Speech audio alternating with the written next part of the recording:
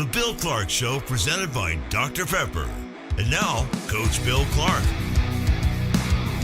Welcome in another edition of the Coach Bill Clark Show, presented by Buffalo Rock and Dr. Pepper, along with Landrum Roberts, Coach Bill Clark, Molly Robinson. I'm Pat Smith. And Coach, spring meetings have officially wrapped up across the land, from the SEC, Big 12, Big 10, all the conferences done with. Very interesting news coming out of the SEC, in which that debate between an 8 conference games and a 9 conference games. Do you have a feeling one way or another, if you were a coach in the SEC, which you would land on? No, I think there is the fact that you kind of know who you're dealing with in the SEC and you know what that's all about. I think there's consistency there. I think it's always when you go, it's like I say, all right, what's good for the game? What's good for our conference, but what's good for my school? I mean, and that's where it's always going to come down to. It's what wins for us. And I think there's probably they're getting a lot of messaging in those meetings from their conference folks about what's good for our conference, which is good for you. And I think that's usually where they're going to go. They've already talked about and discussed it, and there's not too many things that's going to come out of a league office that all those coaches and ADs hadn't said this is what we believe in. Go back to, if we went back 5 years though, Coach, and we're talking about 9 conference games, we would hear from presidents, ADs, physicians across the country, and they would be talking about player safety, or they would be talking about academics or the strain on what. You're not hearing any of that anymore. Now it seems like whatever is good for college football, it comes back to a monetary amount. Yeah. And it's what is going to make the most money. Good or bad, right or wrong, that's where we are. As a college football fan, I want to see the pandemic year in the SEC going, for the most part, with an all-conference schedule. Yeah. That was good because I knew I was going to get good matchups. Yeah. I was getting good helmet games week in, week out. I understand that if you want to call them lettuce game, or the games where you step out of conference play against a lesser opponent, I understand that there's a need for that for all parties involved. But as a fan, it just seems like now, why are we even talking about what's good for the game? Ultimately, it's about what's going to make the most money. Yeah, I think, and what do you say now when the players are getting the money? So you've almost eliminated them from the conversation, other than we got to make money because we got to pay players. Right. And so I still remember I had an SEC coach call me that year, who's a friend of mine, and he says, we're going to start seeing a lot of people get fired when we don't have those 4 games. And I always thought it was hilarious. You got to play 4 pick'em games at your place with your officials. Well, come to my world. You got 1 game that you're supposed to win, and that's an FCS game. Every other game you hope to be even. That's 11 games. They weren't in that world. They were in the world of 8. Now, those were 8 pressure games. Not like having 11. Come to that world. So, but I agree with you. It's about the money. All right, so let's just say that the SEC, they decide, okay, we're all about this 4-4-2-2-1 model that the Big Ten and the SEC have talked about before. As a coach in a non-Power 5 league, what would have been your opinion if this was being bannered back and forth in regards to a conference, a major conference with the most money, getting 4 automatic qualifiers without even stepping on the field and playing 1 game? No, you wouldn't want it. You would just, hey, I get they're going to get theirs, but it still should be on the field. We should I think it's all about opportunity. And granted, we could say in today's world, with money being what it is, do we really have an opportunity? We've probably got less opportunity than we've ever had as a non-Power 4 league or a team than you've ever had because of money. But you would still just sitting in that shoes going, let's let it play out. Would you be in favor, and we're all coming out with solutions, and not necessarily here in the next 5 years, but if we're looking about the longevity of college football and seeing that there's this top tier, the SEC, the Big Ten. If you want to include the ACC and the Big 12, we'll go ahead and do that. But for the non-Power 4 conferences, could you see a scenario where there's some revenue sharing, where from whatever media rights deal those Power 4 they're going to get from X Network and these, where you're sharing some of that revenue with the others that aren't included with that, and then you create an entirely different subdivision or conference with that, and incentivizing them with the money. They'd have their own TV deal, but have some extra that's kicked into the kitty. Could you foresee that working? I could, if nothing changes, I see that happening. I see FCS. I mean, you could call that. I was asked this yesterday. FCS, FBS, and then Super Conference or whatever. I see that because these guys are getting so left behind. There's such a difference in the money. Remember we were at 20. Now we're at some people with 40 million. It's so far gone. It's so different. Now if I'm sitting here at these other people at the top, yeah, I mean I get it. I mean, so you're asking me as the head coach at UAB versus if I'm the head coach at Alabama. Of course, there's a different mindset there. But I think if you just said we're going to end up creating something for this group where they've got a chance to win something based on we're all in this boat together. We're getting some revenue. We're getting a chance. But the gap now, if it doesn't change, is so big, something's going to have to be done. Okay, so one thing they did fix going into this season is there's going to be straight seeding 1 through 12. Yeah. Okay. Now, moving forward in 2026, it is on the table, this 5-11 model, okay, which would be 16-team college football playoff. Would you be in favor of a straight seeding where one plays 16, 2 versus 15, or the top 4 get buys and then 5 plays 16, 6 versus 15? What would you be in favor of? Yeah, and it's as always, what chair am I sitting in? But just in the chairs. Let's say that the chair that you last occupied, what would you want?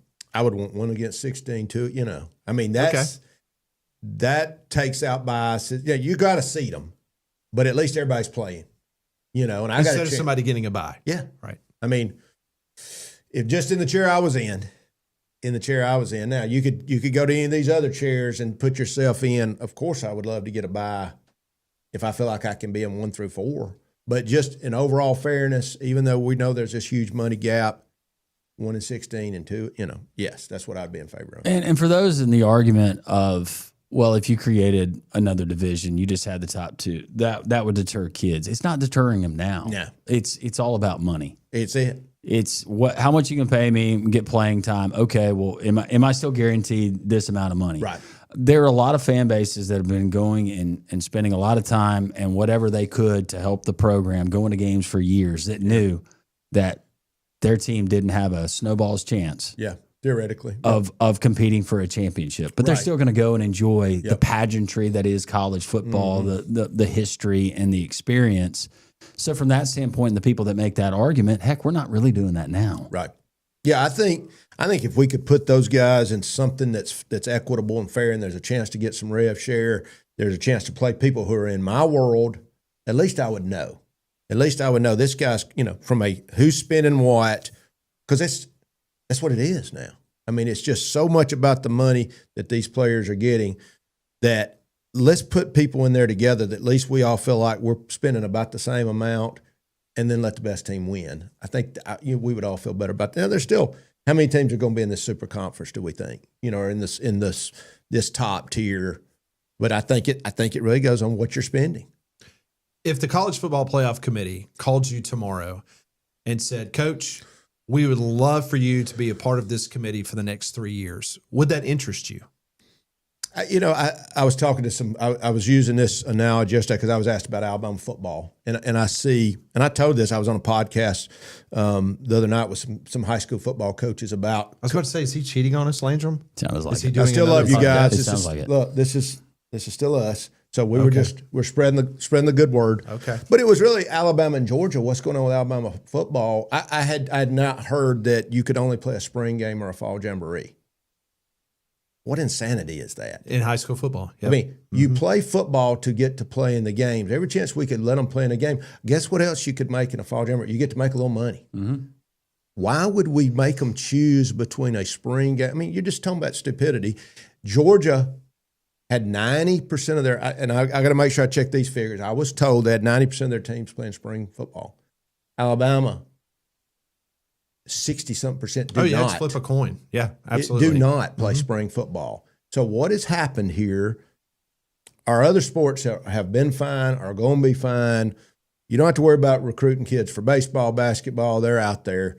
Football is the one. And, of course, I'm for all sports. I'm Coach Safely. We're all sports. but just for the good of the game of football, specifically to the state of Alabama, which is my home, Georgia, and I give Kirby a lot of credit for getting involved with that. I mean, their high school football is doing very well. Ours, I'm not saying ours is bad, but there's model. We're starting to. I mean, I feel like we're taking a step back from what I'm hearing. So, to that question, yes, for the good of the game, would be involved. And if I felt like I could help, maybe I get on there and I get disillusioned, or I say, "Oh my gosh, what have I done?" But yeah, I think anything that helps the game we love and we believe in, I would be for helping if I could. Well, now we get that committee chair in this past year, Ward Manuel, and it's not just Ward. It was Boo Corrigan and whoever else. They get up there and they start talking out of both sides of their mouth. And sometimes they have no choice but to do that, but a lot of double talk. My biggest problem, I think one of Pat's biggest problems, and it should be all of college football, is when this was announced that part of it was going to be strength of schedule, but they were going to use an outside analytics company or whatever that was proprietary, and they weren't going to share that data with the public. You're going to share everything else, but you're not going to share that. If you just want to go conspiracy theory or as a coach, why do you think that they're keeping that information from us? Yeah, and I never could understand that. Everybody sees it. We know things that, maybe, X's and O's or whatever those things, obviously we don't share. But when you start talking about things that affect all of us, why would we not know that? I don't know enough about really to comment other than if they're not sharing something, why? College basketball shares it all. Right. They give you columns. You get quad ones, quad twos. This is all of the things that go into it. It's like I always say, you eliminate conspiracy theories with complete transparency, honesty, and it's too important. It's too important to that school, to that community, to that fan base. Why not share it? So show last year where Alabama's loss and the margin of victory or the margin of loss to Oklahoma. Show how that put them over the top and by however many decimal points of a point, whereas this team got in instead of Alabama. Or you said the same for Ole Miss and South Carolina. I love anything though that makes our reason I love that too is anything that makes the regular season important and each game important. As I used to say about difference in football and other sports, every game is history. Every game will be replayed. Every game will be looked back on. We don't play them. Now, sometimes we might see them again in the playoffs now, but we don't see them again. There's video. There's going to be replayed. This play will, that's what makes football great. Now, these other sports, you keep getting a chance to the end. That's a cool factor too. And now we have playoffs. So there's that. But I love anything that makes these games throughout the year important. There's one easy solution. Just send everyone from the CFP committee to SmartBank. That's it. They will get smarter. They'll get smarter. And we'll get some rationale and we'll get this thing taken care of. And we'll invest their money very well. Problem solved. That's it. SmartBank. Yeah. So our good friends at SmartBank, we appreciate them, appreciate their support. And also, as we say, every time you go in SmartBank, they're going to know who you are. Small bank feel with all the amenities of a big bank. Before we close the book on this CFP talk, I want to go back to something that took place in Destin. And it was something that you do not see a lot these days, and that is an open disagreement between conference commissioners. Yeah. And we had that. Greg Sankey on Monday, he kind of came after Brett Yormark and Jim Phillips' comments about doing what's best for the game of football, things of that nature with the SEC. So it made me think, I want to ask Coach, was there ever a situation where something was playing out in the public eye as opposed to being handled privately or behind closed doors? The only thing I can really speak to for me, because, I always, and I've told y'all this, I was the guy that was always trying to be I'm going to say nothing but good about you. I'm not going to create anything that you can use for locker, because you don't need anything. Once you start winning, they start circling you.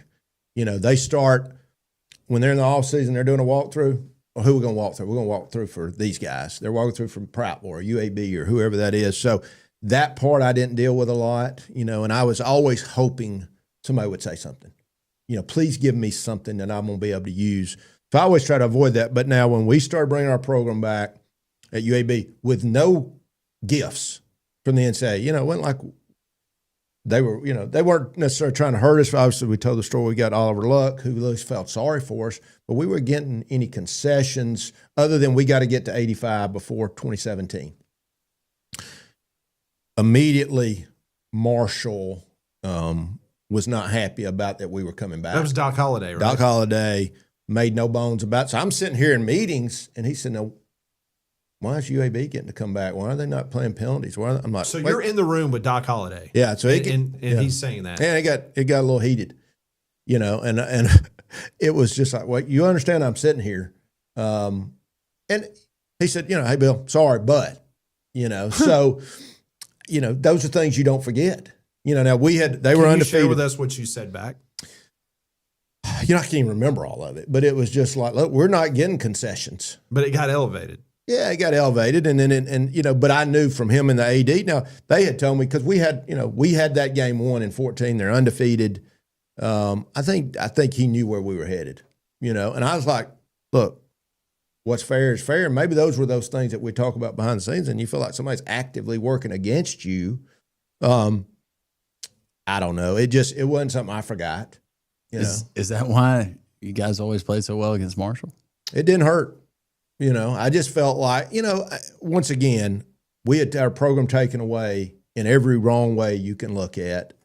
That's why I always said, what's good for the game? What's good for, man, I got to beat these guys. But I just really felt like that was an unfair situation, and I sure didn't appreciate it. So here's my question about that is, where was he coming from? Because you guys were going to have an unfair advantage over everybody else in the conference. Like where was, I guess, his line of thinking in regards to why UAB is getting these?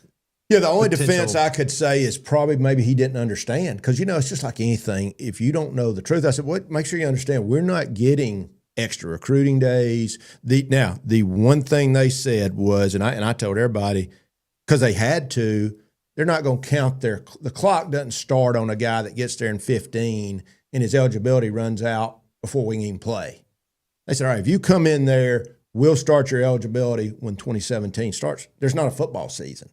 So it wasn't some big gift. It was just fairness to some kid can't come in at 15 and we put him on and all of a sudden he's ineligible. And I don't want to interrupt, but Coach, it's not like we had the transfer portal back then. Right.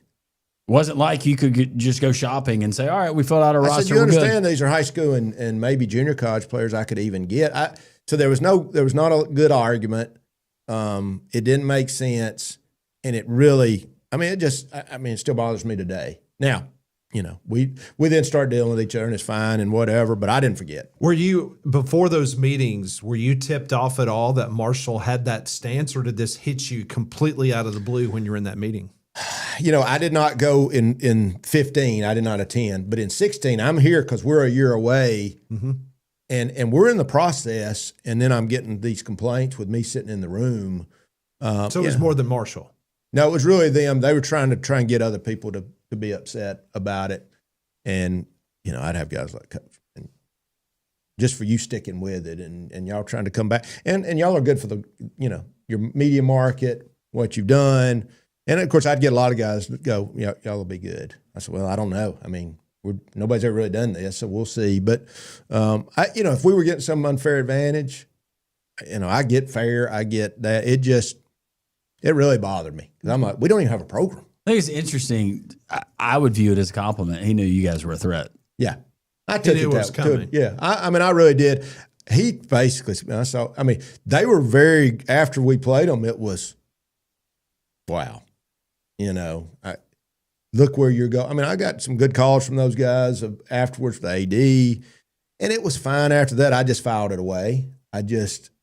But especially with that school's history, and I know totally different and tragic what happened, but you would think that coming from there, you would be a little bit more empathetic. That's right. And, what was done then? How did you bring your program back? Right. I don't know. Those are things that you move on and you don't sit here and worry about. And I don't even, you don't think about it. It gets brought up, but it bothered me.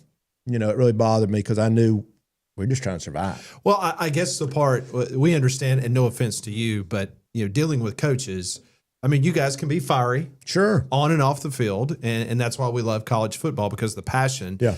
But seeing the commissioners go back and forth. We're talking about a lot of, now Greg Sankey has been in the college business for quite some time. Sure. Where the other conference commissioners are new to this. Yeah. They have come from different backgrounds. Yeah. They're not from an academic. They've never been commissioners before. Right. They get dropped in, and so all of a sudden you can tell that the circus and the band is playing because they all want to get their little barbs. And I think Greg Sankey had enough and said, this is the way it's going to be. Yeah, and you feel like two guys are ganging up on you. I mean, well, y'all going to get together and go after us? So, and that's his job, is to defend his people, his league. And we've said it on a radio show, and we completely are okay with Jim Phillips and Brett Yormark doing what they get paid to do. Right. Which is to be an advocate for their own schools. Sure. But, when you make these grandiose statements of what's best for the game, who's the determiner of what's best for the game of college football? I say this all the time, and I mean, this is life to me. It is people that hold the mirror up to themselves and say, okay, I'm doing this. I want everybody to know my job is to represent the Bill Clark Show or us. Or with that said, and that's what I'm just like I was talking about football when we started Alabama Football Coach Association. I mean, we're all going to compete against each other. But for the good of the game, we need an association that represents the coaches and the game of football in the state of Alabama. That's got to be up here. Once again, for our conference, we see we agree, but for the good of the game is a big statement. And I think that's when people, especially I feel like you're ganging up on me, but when you use a statement like for the good of the game, well, that's, that gets interesting. And Sankey, the way he does it too, you'd be covered in blood before you knew he had a knife. Right. Paper cut. Oh, yeah. Oh, Yeah. no. That's right. Whoa. What's going on here? Well, that's a veteran. It's a lot worse than I thought. And he's like, oh, you going to call me out Yeah. and team up on me? No. Yeah, So, not going to I happen. appreciate that. Well, one thing's for sure, watching you drive in that parking lot, I'm always amazed, Landrum, that he comes in here in that Donahue Chevrolet looking good. And you know what? I think that by us policing, making sure that he's washing it, He's taking that care of thing it. looks really, really good. Like showroom ready now. Yeah, I really, whatever you two say is what I do. So Well, thank you. You're coachable, and we knew that. I'm very coachable. I think yeah, that's meanwhile, the he's key. going on other podcasts. Yeah. Yes. Yeah, you two-timer. Yeah. We should be talking about Donahue Yes. instead of Yes. you two. But anyway, Chris Donahue, our guys at Donahue Chevrolet and all the automotives they have. And of course, yes, it is very clean today and so well taken care of. But go check our guys out at Donahue. Coach, something that made news, not in the sport of college football, but college athletics. This past weekend, we had NCAA baseball regionals and something that took place in Conway, South Carolina. And there was a viral video that was released of Florida head coach Kevin O'Sullivan really dressing down. People there, representatives, site reps, members of the Coastal Carolina staff, and he was called out. I know that you heard about it and you saw it. I just wanted to get your immediate reaction from a championship coach that a lot of people had respect for, but showing that side of himself. Yeah, I think one, he needed calling out, and I think there's once again, what do you represent? What do you represent? You've got a bunch of still kids, bunch of players, families, a university. Now, officials and umpires during the game and winning. The heat of the moment. Heat of the moment in a game, that's a different story. And you can lose it there. I understand that. And that's part of it. As soon as the game's over, before the game, you're a coach. You're representative of all the things that are good. And, there may be things that need to be talked about after the game in private. That's where it's supposed to be. You're a representative and you got a higher calling, period. Sorry, you do. So I'm glad they got called out. And one of the things that we discussed on the show is that, and we agree, everything that you just said, if you've got a disagreement at that juncture, being who you are, and if you want to dress somebody down, go find a room somewhere. 1,000,000%. This was done on a public concourse in the stadium where everyone with a phone had access to. Well, you're wanting to be seen. Yeah. I mean, that's what it is. I mean, obviously he didn't care about the way it looked. Right. He didn't care what he said because you could hear it over the PA announcer, the music being played in the background. But again, if you're going to do it behind closed That's doors. right. Just don't do it in public. There's a way to handle everything. Yeah. Well, and your AD puts out a statement, makes you, when you get back to Gainesville, put out a statement because he was asked about it after his team was eliminated. And he said, no, I'm paraphrasing, but I handled it. No, it's done. Well, no, it wasn't enough. And Scott Strickland decided, and he should have, he put out a statement, this is not how we represent the university, all the things that you would expect to hear, but then forces Kevin O'Sullivan to put out that statement. But something tells me that if there was no further disciplinary action, Scott Strickland knows who he's dealing with. Exactly. Once again, during the game, I've had fans say everything you can think of Sure. during the game, talk about players, and there's a heated exchange between a game, but before the game, crew, we understand heat of the moment versus you've crossed a line, beyond crossed a line, and and that's where you got a standard as a coach. Well, it was interesting because what Landrum just brought up is that he had an opportunity. The media set him up before he left Conway, South Right. Carolina, to basically apologize. Right. They gave him an out. Right. And he basically said, he doubled down and said, no, I handled it the way I needed to be handled. So Yeah, there you kinda go. doubled down. Well, and that's when you got to reflect and say, heat of the moment, I handled this wrong. I'm better than that. And that's what leadership's supposed to look like. Yeah. Well, Landrum had an opportunity to be in Atlanta over the weekend, and you ran into a very, very familiar canine. His name is Gage. Beautiful dog. As we were walking there in the Battery, this was after the game, me and my lovely wife, and all of a sudden it caught my eye, and I said, "Oh, that's a working dog." Yeah. And Gage, beautiful dog. He is scanning, head on a swivel, and doing his job. I love it. The only thing that, when they called us and said that they basically had to frisk Landrum from the dog saying something was wrong there. Yeah, from Canine Global Protection. Yes, no, I'm kidding. But we appreciate our folks from K9, and then to get to see them at a Braves game like that is super See cool. him in action. Yeah, I mean, doing their thing and just so appreciative of those guys. And these guys were from that area, from Auburn, Opelika. Yep. My veterans, it's veteran owned. So appreciate their support and obviously out there keeping us safe. Yeah, that was fantastic seeing that picture and seeing them out there doing what they do good. Yep. So, Gage. what's going on with Coach Safely? What you got? I know you guys got a lot on the docket here in the next couple of weeks. We really do. There's so many great things going on. Obviously, what we're talking about with Coach Safely, which is really what our new logo will come out soon that says "So They Will Play." Right? Do we get gear? You will get some gear. Promise you that. So there's going to be a lot of cool Or do things the new rolling out. podcast? Yeah, the podcast friends- guys got all the good They're stuff. going to get. They'll get first dibs, y'all. We get everything they pick through, Pat. Yeah, here's a triple X for you, Landon Landrum. gets a double What am I going extra. to do with a plastic megaphone? Landon gets an extra small. Yes, he likes the mediums. Yes, he does. I've They look noticed great. that. Can I talk about Coach Safely? Do y'all mind? No good. Oh, do we have enough time? Okay, thank you. Okay, so, yeah, go ahead. Go so ahead. they will play, right? So they will play. But we got an event coming up end of August. We'll be making an announcement on that next week. I think everybody's going to be excited about new messaging, new content. We're updating everything. And soon you'll have an app where you can go to the Coach Safely app. It's going to have video. We talked about A skips, B skips. I'm going to make Landrum get up and do some to show your athleticism. But things we're talking about in Coach Safely, keeping them safe, but also there's going to be things where we competitively get better as we keep them safe. A lot of good things. And a lot of things nationally. I know you guys are going to be in Washington, D.C. very soon. Yep. And so you guys will be sending the message out, clarion call nationally speaking. Yeah, and I think really there's a few people in this space, but we're the front of this. As I say, Coach Crow started this years ago. Dr. Jimmy Andrews, Jimmy Lee, so many great folks. But we're going to Washington on Monday. We're going to be talking to national leaders, and I just said, hey, we're Alabama first, leading the way with Alabama, doing it right here first, and then we can take it nationally. Also want to thank, obviously, Jimmy Lee and Buffalo Rock, our title sponsor here on the Bill Clark Show. Dr. Pepper, you're sporting a nice Dr. Pepper hat. That's right. Yeah, Jimmy Lee and Buffalo Rock, those guys, they've been such a big sponsor of all things this area, all things to do with athletics, and specifically Coach Safely as well. I just want to make it clear that if we get a phone call, Pat, from Doc Holliday, and he said, "Will you guys do our podcast?" I would say no, and I know you would too. I would, because I'm loyal to Bill Clark. Yes. And, running I would off expect and- nothing less. And doing all these The other only coach I'll play podcasts. for. You know Brick what? wall. I might have to throw him out of the ballpark this week.